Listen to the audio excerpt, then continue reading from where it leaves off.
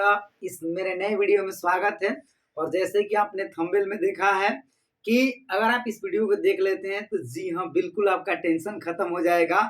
जैसे कि मैंने थंबनेल में बताया है कि बिहार के सभी जिलों के शहरी क्षेत्र की जो रिक्तियां हैं उसे मैंने कलेक्शन किया है। मैं इस पर डिटेल्स में बात करूंगा। तो आप मेरे चैनल पे नए हैं तो पहले चैनल को सब्सक्राइब कर लें, क्योंकि सक्षमता से रिलेटेड हर आपको अपडेट समय समय पर मिलता रहता है, ऑथेंटिक जानकारी मिलती है। देर ना करते हुए हम लोग डायरेक्ट बात कर लेते हैं कि जो शहरी क्षेत्र की रिक्तियां हैं वो किस रूप में है, किस जिलों में कितनी रिक्तियां हैं और किस किस सब्जेक्ट की कितनी रिक्तियां हैं। साथ जो 1 to 5 है, 6 to 8 है, 9 10th है, 11 12th है। बात करने से पहले मैं आपको एक बात बताना चाहता हूं।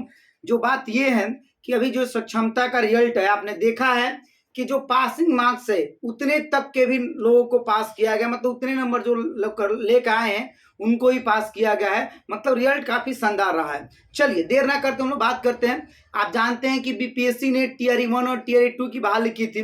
टीआरई 1 में भी एक भी शहर में रिक्ति को नहीं दिया गया, टीआरई 2 में भी एक भी टीचर नहीं गए।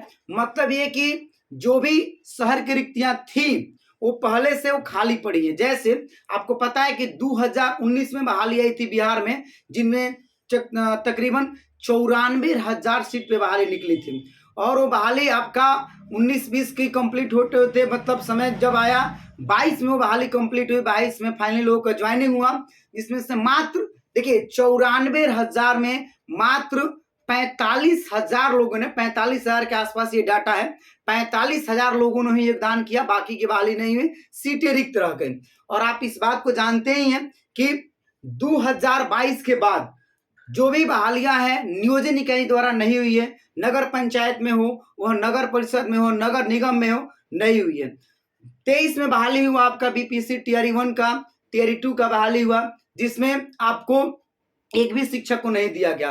तो आप समझ सकते हैं कि जो पहले से बहालियां थी, जो नियोजित शिक्षकों का कैडर था जिसमें रिक्तियां थी, वो तो खाली पड़ी हैं। साथ में आप जानते हैं कि जो पहले रेशियो रहता था 40 बच्चों पे एक शिक्षक का रेशियो 45, हालांकि ये व्यवहार में लागू नहीं था, 60-60 बच्चों पे एक शिक्षक हुआ करते थे। लेकिन 2020 में नई शिक्षा नीति आई, न्यू एजुकेशन पॉलिसी आई, जिसमें स्पष्ट जिक्र किया गया भारत सरकार द्वारा कि अब 30 बच्चों पे एक शिक्षक होंगे। आप समझ सकते हैं कि 30 बच्चों पे जब एक शिक्षक होंगे तो जाहिर सी बात है रिक्तियां बढ़ेंगी। बहुत लोग जब बीपीएससी की बहाली हो रही थी तो लोग सोच रहे थे कि इतनी बहालियां कहां से हो रही है, जबकि इतनी तो सीटें है नहीं। देखिए आपको पता है कि नई शिक्षा नीति देश में लागू हो चुकी है, उसी के तहत 30 छात्र पे, प्रत्येक 30 छात्र पे एक शिक्षक को रखा गया था। तो जो बहालियां कैबिनेट से पास हुई है, बीपीएससी टीआरई 1 में लगभग आप देखें 1.25 लाख बहाली हुई थी, टीआरई 2 में भी लगभग 1 लाख बहाली हुई थी, टीआरई 3 अभी चल ही रहा था, हालांकि एग्जाम वगैरह कैंसिल हुआ, उसमें आपकी बहालियां 85,000 के आसपास थी। टीआरई 4 भी कमिंग सून है, टीआरई 5 भी कमिंग सून है। तो देखिए जितनी भी बहालियां हैं, ये बहालियां दो रूप में है। एक पहले से सीटें खाली हैं। सीटें कैसे खाली है? 2022 के बाद जो बहालियां हुई है 45,000, उसके बाद शहरों में बहालियां कभी नहीं हुई। तो शहर की जो स्कूलें हैं वहां पे बहुत से जो टीचर हैं वो रिटायरमेंट हो गए। बहुत से विद्यालय में टीचर रिटायरमेंट हुए, एवरेजन प्रत्येक विद्यालय में 1 से 2 टीचर रिटायरमेंट हुए हैं। इसके अलावा बहुत से टीचर डेथ भी कर गए होंगे, मतलब रोड एक्सीडेंट में या नॉर्मल डेथ हुआ है बहुत से टीचर का, हालांकि उनकी संख्या कम है लेकिन सीटें तो रिक्त हुई इस रूप में। इसके अलावा बहुत से टीचर का प्रमोशन भी हुआ है। आप जानते हैं जैसे बेसिक स्कूल के जो टीचर होते हैं उनका प्रमोशन हुआ है आपका बीओ के रूप में, या फिर प्रधानाध्यापक के रूप में बहुत से टीचर का प्रमोशन हुआ है। तो जाहिर सी बात है जब कोई शिक्षक प्रधानाध्यापक के रूप में अब कार्य कर रहे हैं तो उनके जगह पर रिक्ति खाली हुई है, आप समझ सकते हैं। इसके अलावा जो लोग प्रमोशन से बीओ बने हैं, खासकर बेसिक विद्यालय के शिक्षक, उनकी भी सीटें खाली हुई हैं।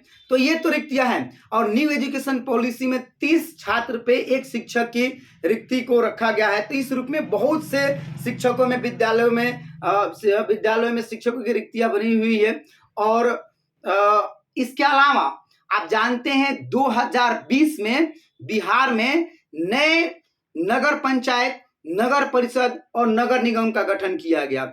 जो आप जानते हैं कि बिहार का सबसे बड़ा जो नगर निगम है पटना है। मैं पटना का खासकर बात करूंगा। जो लोग पटना अपना जिला डाले थे फर्स्ट चॉइस, बहुत लोगों का कहना है कि सर वो जिला हमें नहीं मिला है। देखिए एक्चुअली में कारण क्या है, आपको वह जिला नहीं मिलने का। एक वहां पे भीड़ ज्यादा थी और जितनी रिक्तियां हैं बोर्ड ने उतने ही के हिसाब से रिजल्ट देने का प्रयास किया है। हालांकि इसका अर्थ ये नहीं हुआ कि आपका जो सेकेंड चॉइस जिला है वहां पे आपको शहर में विद्यालय नहीं मिलेगा, ऐसा कुछ नहीं होगा। आप वीडियो में अंत तक बने रहिए, मैं एक एक रिक्ति की भी बात करूंगा।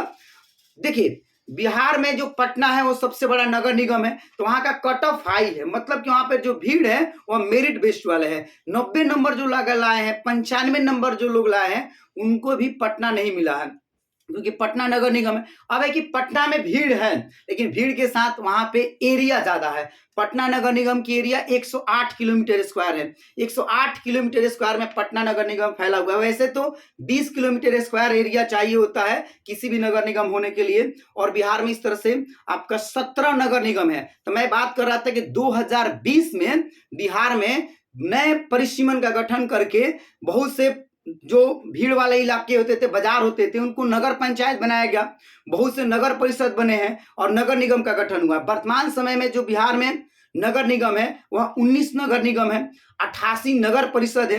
19 नगर निगम में कौन कौन है? जैसे आपका पटना है, गया है, सहरसा है, भागलपुर है, दरभंगा है, मुजफ्फरपुर है। ये तमाम जो नगर निगम है, अगर आप यहाँ से बिलोंग करते हैं तो फिर तो आपके लिए बहुत खुशी की बात है कि आपको यहाँ पे शहर का विद्यालय मिलेगा, क्योंकि इनका दायरा बहुत ज्यादा है और विद्यालय में सारी रिक्तियां पड़ी हुई हैं। साथ में जो नई एजुकेशन पॉलिसी के तहत रिक्तियां बनी हुई हैं वो भी बनी हुई हैं। तो अगर नगर पंचायत की बात करें तो प्रत्येक जिले में 8-10 नए नए नगर पंचायत बने हैं। देखिए 2020 की मैं बात बता रहा हूं, इसलिए मैंने बोला था कि आप वीडियो को अंत तक देखिएगा।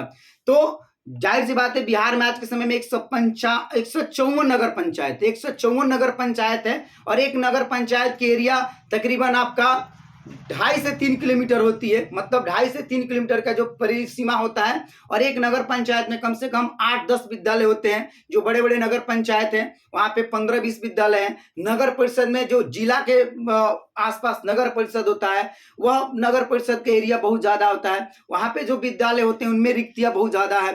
नगर निगम जो है वहां पे बहुत ज्यादा रिक्तियां हैं। तो आप समझ सकते हैं कि जो नगर निगम है, नगर पंचायत है और नगर परिषद है, यहाँ पे रिक्तियां पहले से बनी हुई है। साथ में अब मैं बात कर लेता हूं ओवरऑल की कितनी कितनी रिक्ति। देखिए पटना जो नगर निगम है तो वहां पे तकरीबन आपको जो रिक्तियां हैं वह लगभग 25 से 30 हजार मिनिमम, लेकिन मैक्सिमम आप बात कर लीजिए तो उससे ज्यादा जाएगा, मतलब 25 से 30 हजार रिक्तियां वहां पे हो जाएंगी।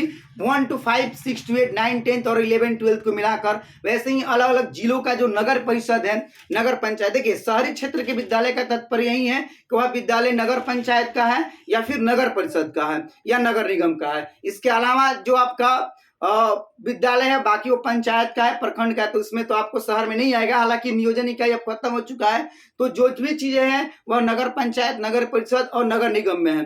तो जो विद्यालय में रिक्तियां हैं, जैसे देखिए पटना में सबसे ज्यादा रिक्ति है, हाँ 1 to 5 में रिक्ति बहुत ज्यादा है और 6 to 8 में थोड़ा सा उससे कम है, 9-10 में शुल्क में है।